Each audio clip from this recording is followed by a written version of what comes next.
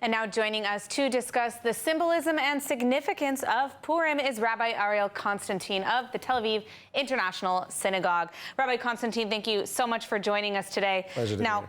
This story, it's thousands of years old, but it still has relevance today. How do we interpret what happened on the story of Purim into what we're facing today as a people? Well, there's no question that the story has tremendous significance, especially now with the war where we're facing the evil back then of Amalek, who was simply hated for the sake of hatred and trying to destroy and wipe out men, women, and children, innocent people who had nothing to do with, and yet they just came and wanted to take and kill and plunder, and we're still struggling with forces of evil, unfortunately. We Jews want to really encourage the forces of life and to connect with goodness and light and to celebrate, coming together and being, bringing goodness to the world. So unfortunately, we're still struggling with forces of evil, and we're going to continue bringing light as much as we can.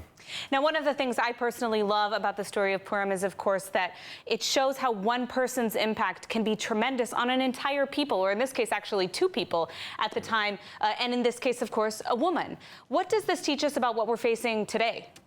Well, first of all, we have throughout history, we have the concept of one person making a whole big change. We have Noah, who was one man who said, the whole world was saved for him, or Moses, who brought down an Egyptian empire for the sake of social justice to free slaves. And in many cases, it was women. We say for the benefit of righteous women, we were taken out of Egypt. For the Judith in Chanukah and Esther taking a very prominent place in Purim. So women have been the backbone of strength and salvation for the Jewish people. And we're very big believers in the Jewish tradition of personal responsibility. Everyone can do what they can, and you never know what the impact that can change your family, your community, or really the nation or the world. And therefore, we are here to do what we can, to give what we can, and to not say, oh, someone else will do it. No, taking personal responsibility, and you never know where that can lead.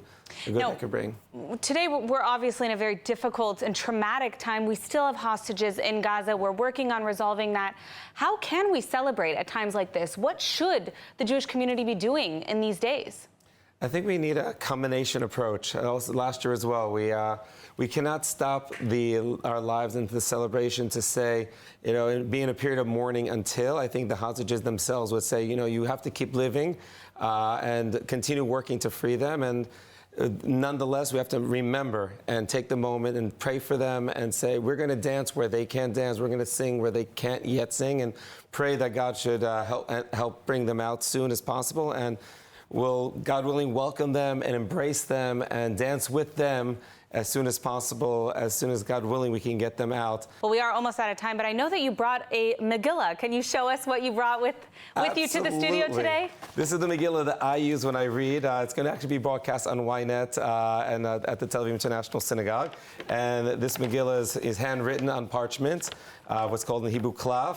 And this is Megillah actually literally means scroll. So it's written as a scroll, it's folded around, and it's a really beautiful text and an amazing story. And I just wanted to share it with the viewers. And I wish everyone really happy Purim, and we should see only blessing and goodness for our people. All right. Couldn't have said it better myself. Thank you for joining us so much today in studio, and happy Purim to you too, Ariel Konstantyn.